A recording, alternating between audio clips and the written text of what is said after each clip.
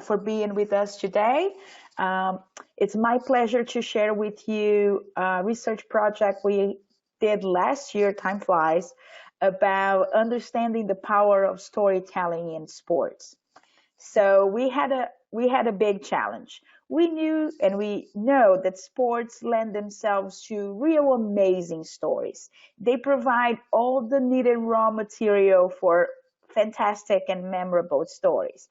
Amazing characters, high stakes, big rivalries, and all this raw material can really create epic stories. Rags to riches, report stories, tragedy stories, and those athletes can really become bigger than men and women. They can become heroes or villains, depending on the side that you are, before our eyes.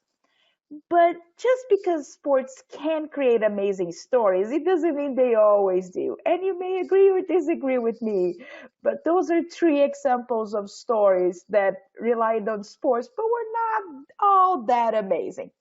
Jokes aside, our mission was really to understand and quantify what makes a sports story powerful. So our mission was to bring the science behind the magic, as we say, because telling stories really is a combination of magic, but there's also a method. So that was our mission. So the ask was to create a unique perspective, but also a framework that was actionable and could be a source of thought leadership to define what makes for impactful storytelling. So what are the main attributes and the main characteristics of the best stories in sports? And also measure our proficiency across those characteristics using real world ESPN examples. So then we designed about 6 months program to really try to accomplish that mission. So we started with qualitative. We talked to experts from inside and outside ESPN. We talked to 56 fans across a week. So it's what we call fan diaries. And that means that we gave them little homework every day for a week, especially watching stories and letting us know how they felt about it. And in the end of the qual phase, we had 8 focus groups with fans in the East and the West Coasts. After this phase, we already identified 18 main attributes that, according to fans, describe the best sports stories according to them again.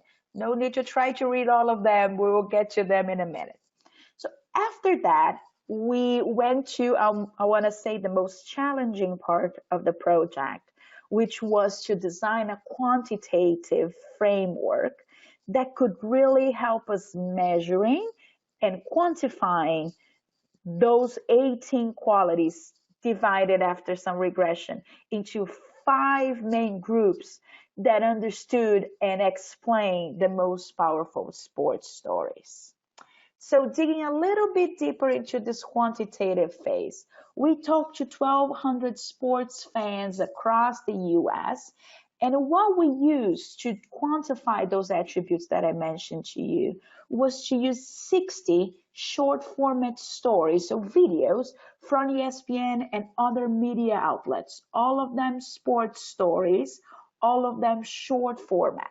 So we use those 60 videos to really understand how fans would rate or evaluate each video according to 4 main KPIs that you see here, and I'll get back to them in a minute, and all the 18 attributes that I mentioned to you.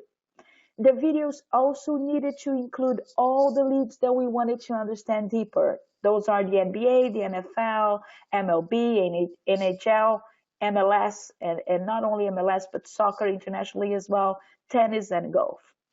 So after this, I want to say, very big quantitative effort, we applied equations modeling, so a predictive modeling, a regression analysis to really understand per demographic and per league which of the 18 attributes impacted or predicted each of the 4 KPIs that we wanted to measure.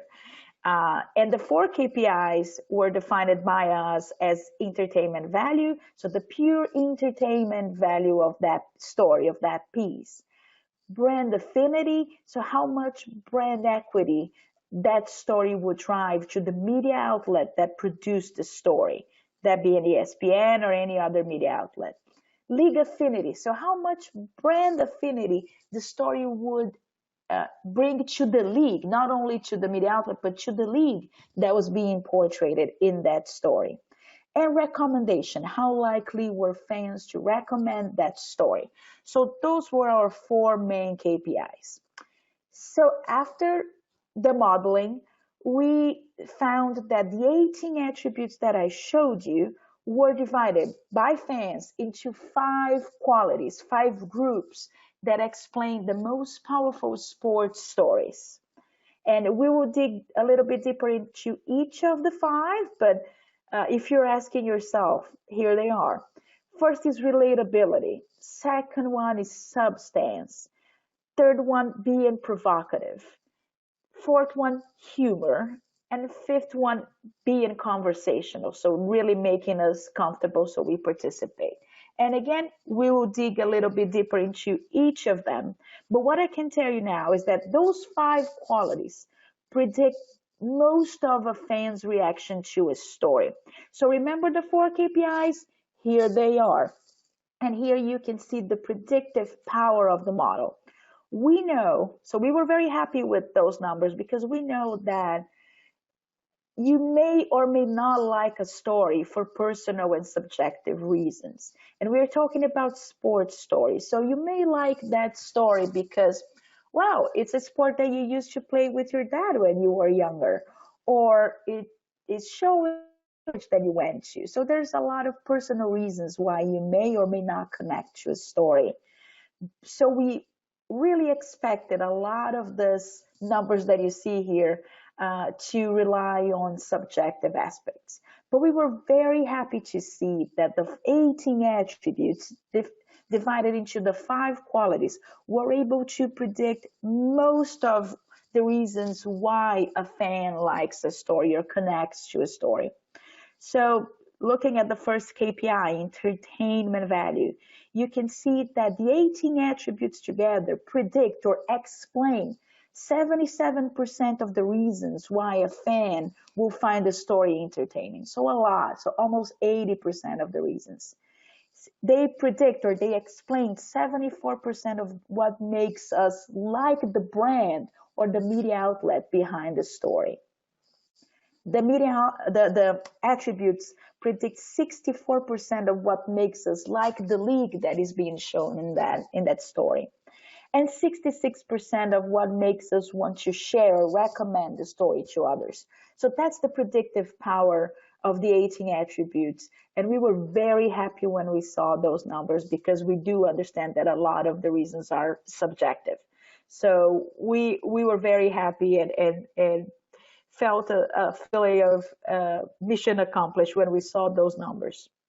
And we also saw that some of these qualities play different roles, so large roles in predicting how we feel about a story. And you can see here in this graph, to your right, you see each of the 4 KPIs that I mentioned to you. And in the graph, you see the 5 qualities. And you can see that the role of each of the qualities really depend on what's your goal, what is the impact that you want a story to have. And that's why we decided to have 4 different KPIs. You can see first that relatability is by far the most important quality and the one that impacts the 4 KPIs the most by far. So whichever is your goal with that story, is it creating recommendation? Is it driving brand affinity? Is it just being entertained? Well, relatability is the number 1 or most important quality. And then after that, depending on the goal or the impact that you want the story to have, you can play with the other attributes. So we say, and I always say that if I would ask my internal teams to remember only one thing after they see this presentation, is how important relatability is. To be relatable is essential to any stories. We know that long format stories sometimes have the luxury of time, so sometimes you can actually bring together all the 5 qualities. But shorter formats, which is most of what we produce, will require us to select and to really add impact, choosing what qualities we add. Again, depending on the goal or the impact that we want that story to have. But relatability is always essential. So now that I showed you a little bit about the methodology and the 5 qualities as a group, we will dig deeper, a little bit deeper into each of the 5 qualities, starting by the most important one, relatability. And you may be asking, what does that mean? Relatable stories create a personal connection to you. They touch you in a personal level. And because of that, we want to invest time and energy in the story and in the outcome. It's really about seeing people in new ways, but in a real way, almost like humanizing the superhuman. And we say that the most relatable stories connect at every level. That's what we found in the study. 3 main levels. A personal level, again, making the superhuman feel more real. So inspires me to realize my potential, inspires me to maybe go after my dreams. An emotional level, really immersing me in the story so I feel the emotions of the people there in the story. And mentally, it is a fresh perspective. It is a dynamic and new perspective that captures my attention and can bring insight that may change my perspective, my point of view. And I want to show you an example of one of the videos that performed really well in that specific quality, that is relatability. Again, we use 60 videos in the quantitative phase, and this is a video that ranked really high with fans in relatability.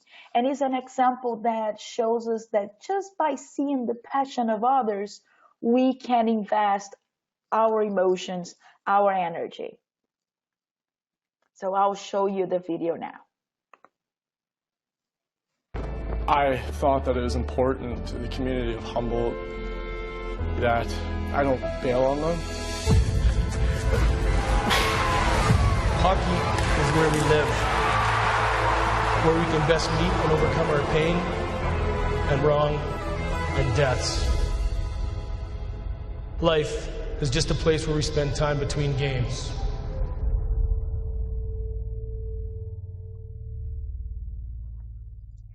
And as you can see to your right, relatability is the most important predictor or the most important quality to explain all the 4 KPIs that we included in the study. Oops, sorry about that. Going to the second quality, substantive. It's not only knowing what happened, but why it matters. Why should I be paying attention to that story? It's adding that deeper level of insight to bring understanding through context, through analysis, through facts. And I love this quote from one of our groups in the qualitative phase because it really explains what substance is. The more you know, the more you want to watch. And that applies to all kinds of story, but especially to sports. If you don't understand what's going on in the field, you don't invest as much time or energy. You need to understand what's going on. And substance uses insight and context to build understanding through 3 main ways. First one is a close-up current analysis. So it's really getting us what's going on today. Is giving you statistics, is giving you facts, and an objective analysis of what's happening today. But at the same time, you can give that history, that context of the past that provides an added layer of understanding for you to understand how we got to the point where we are today, how history helped us getting to this point. And the third scientific insight is bringing that new information, that new insight through an authentic perspective that helps, again, us understanding more about that sport or about that story. And we have a great example of scientific insight on this next video that I want to share with you. So I'm a big tennis fan, but I actually didn't know this piece of information that I will share with you about tennis. And I have been following tennis for quite a while, but that brought me an authentic but new perspective on a curiosity about the game. I'll show you now. Emitting a loud grunt might help psych you up, but it's not the noise that helps physically. What helps is the short, powerful exhalation of breath that comes with the grunt. Studies have shown that when a tennis player exhales quickly and forcefully, core muscles tighten and the upper body becomes more stable and can more efficiently transfer energy to the ball. In fact, using this breathing technique can increase ball velocity by about 4%. But if you do grunt loudly, the timing can definitely have an effect on an opponent. So I knew that grunting had a psychological effect on players, but I didn't know it actually added velocity to the ball. So that's what we call a fresh perspective or an authentic new insight that adds a little bit of understanding to what the story that you're seeing. The third quality is provocative, is adding that little bite to the story that will surprise us, that will make us engage emotionally and help us shaping our opinions. Is having bold statements that can, again, shake us and also make us form our opinion better. And a great example that we have at ESPN is the passionate debates that we have between our talent. And that kind of debate, whether you love it or you hate it, can help you clarify and informing your own opinion. So again, sometimes, especially when you have a debate, you have different sides of that story, and that debate can really help you, one, understanding, and two, forming your own opinion. But provocative stories are also stories that are bold, take bold statements, and aren't afraid to show sometimes a darker reality of the world. And I want to share this example with you. This is not an ESPN example. I want to show you an example from Vice. Vice is amazing in producing provocative stories, not only sports stories, but provocative stories. And this is a beautiful, beautiful piece on what they call the most dangerous rivalry in the world. So it's about the soccer league in Serbia. And I'll show you just a little piece of it for sake time. But if you want to look for it later, it's a longer piece, but beautiful piece that it goes beyond politics. It's not really about politics. It's about how the soccer league plays such an emotional role in the life of people who had very hard lives in Serbia. So I hope you can feel that from this small nugget, but it's a beautiful, beautiful piece. Police and firefighters were on hand at the stadium, but did little to stop the fans lobbing flares and fireworks into the sky, as if they knew this spectacle was just far beyond their control. In spite of the outpouring of violence at these games, the derby persists.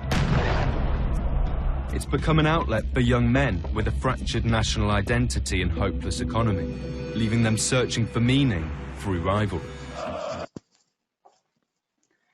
And I want to call your attention to the statement that you have on your right. That was something that got very clear to us since the qualitative phase, is that provocative content definitely has a bigger impact with the younger generations, especially with Gen Z. What we heard from younger fans during the focus groups is that they want us to have an opinion.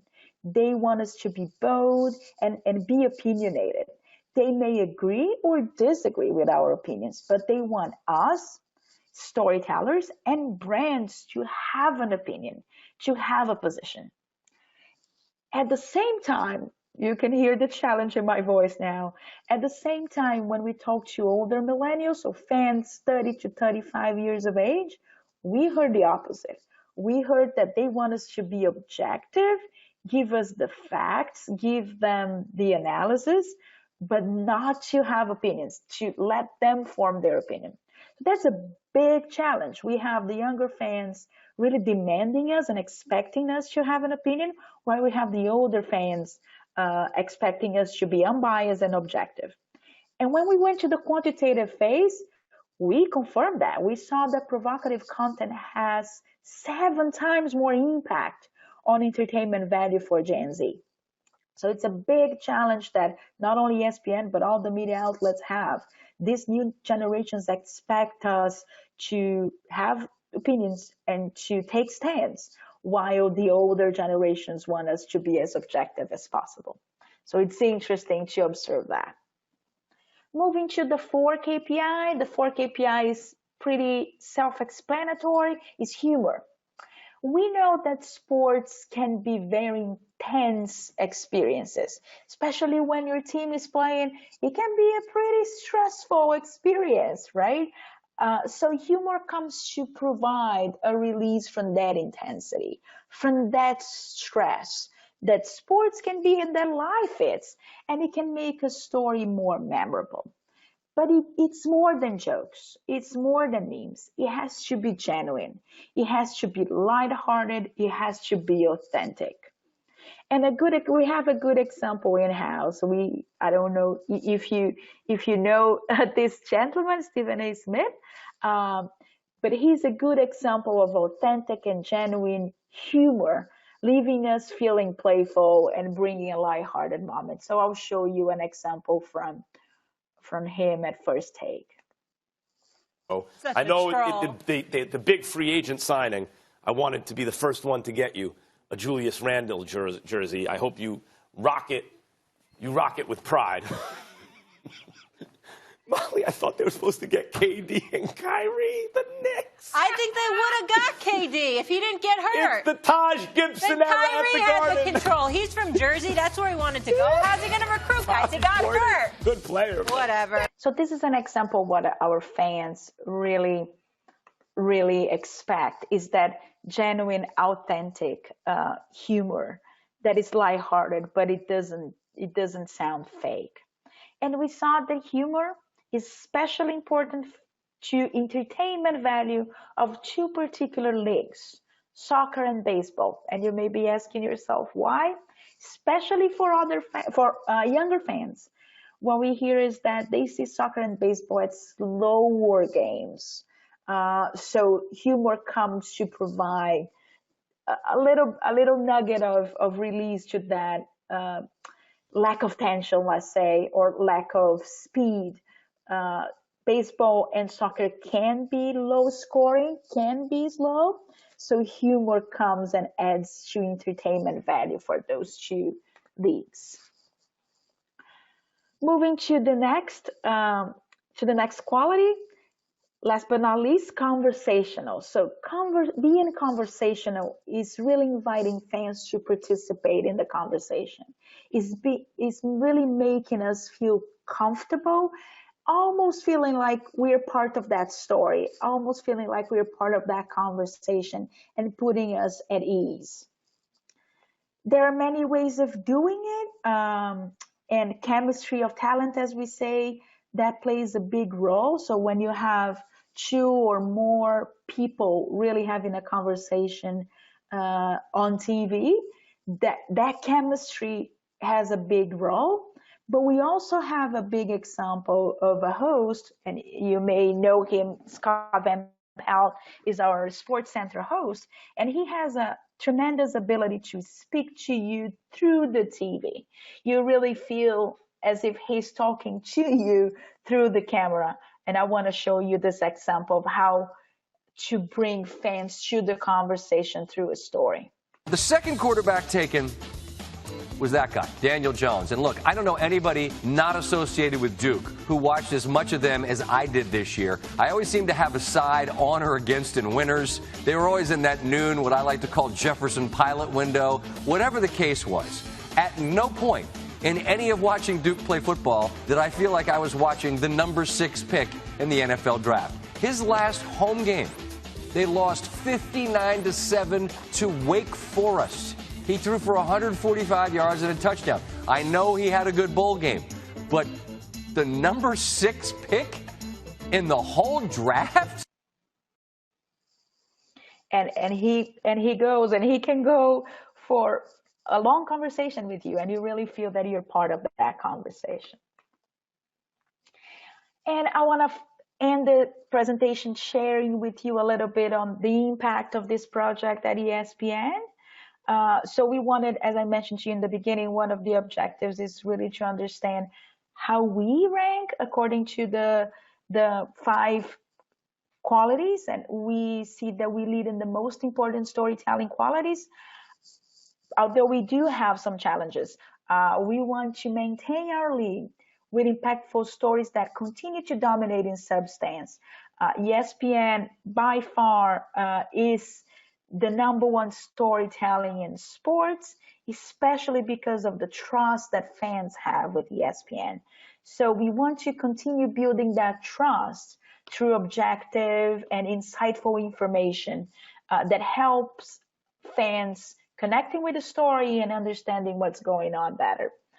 Also continuing to differentiate through relatability. So remembering to add relatability elements to each and every story through fresh approaches, but through a big breadth of relatability elements that we can add. And deliver more lighthearted and provocative moments. So to integrate a lighthearted tone and little moments of surprise that fit our style and our brand DNA. And this is the last video that I want to share with you. Is a great example of when all the qualities, the 5 qualities come together. Stories can entertain, can drive brand and lead affinity, and can really have a powerful recommendation power. So this is a video that ranked really high in all the 5 qualities. So the videos that I showed you so far ranked really high in that specific attribute or quality. This one ranked really high in all the 5 qualities. So we can say this is probably the most complete video that we tested. Here we go, sellout crowd at the bench between 2 of the OBC guys. Nothing drives this town like the men's basketball team. The community rallies around it. It's this common bond that we share. It's a language that we can speak. It's such an important part of who we are. Why does sport matter so much to us? I'm Dr. Daniel Wong. Welcome to the Psychology of Sport Fandom. I've spent the last 3 decades trying to understand the psychology and social impact of sports fans, people like me. Hit it, Kevin! To be a fan is to be emotional. It's a voluntary activity, or half of what happens you're not going to like. Get it out of bounds. Oh, no! Only in sport fandom is that the case. Why do you do this? There's nothing that impacts fandom greater than their psychological connection to the team. It gives you a sense of purpose, a reason for waking up in the morning. It matters to people when individuals form a strong bond with a local sport team. You have a higher level of self-esteem, a higher level of self-worth, because by being a fan, you get connected to others. You might not know their names, you might not know their background, but you know you share this common bond. And that bond is sport.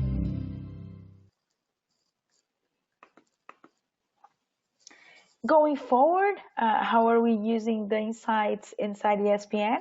I don't expect you to read all of this, don't worry, but I just want to mention that in partnership with Greenberg, the agency that worked with us in this project, we created a storytelling optimizer. So our production and storytellers can really play with the 18 different attributes according to the device that they are producing this story to, the league that they are showing that story, the demo that they want to reach, and then they can see which of the 18 attributes they should add and concentrate and focus on. So that is a quantitative optimizer that we created for our production teams. We are also, and we have started that more than 6 months ago. So we started internal presentations and workshops with our content creation teams. The results are also incorporated to what we call the content greenlight process. It's really a process, an internal process to select and prioritize what pieces of content and what stories should be produced in terms of resources allocations. We also shared this with the marketing team, so they are starting to incorporate the learnings to create campaigns.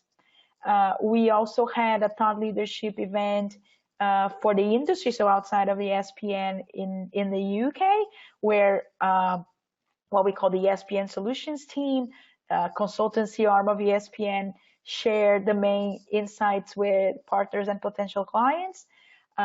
We are testing this framework as we speak in the UK. All that you saw is US, but we are making those insights travel. So we are testing the internal framework in the UK with our internal teams, and we are looking for replicating this approach in international markets when possible. So I hope you enjoyed and found the insights helpful to your business as well. And thank you so much for your time.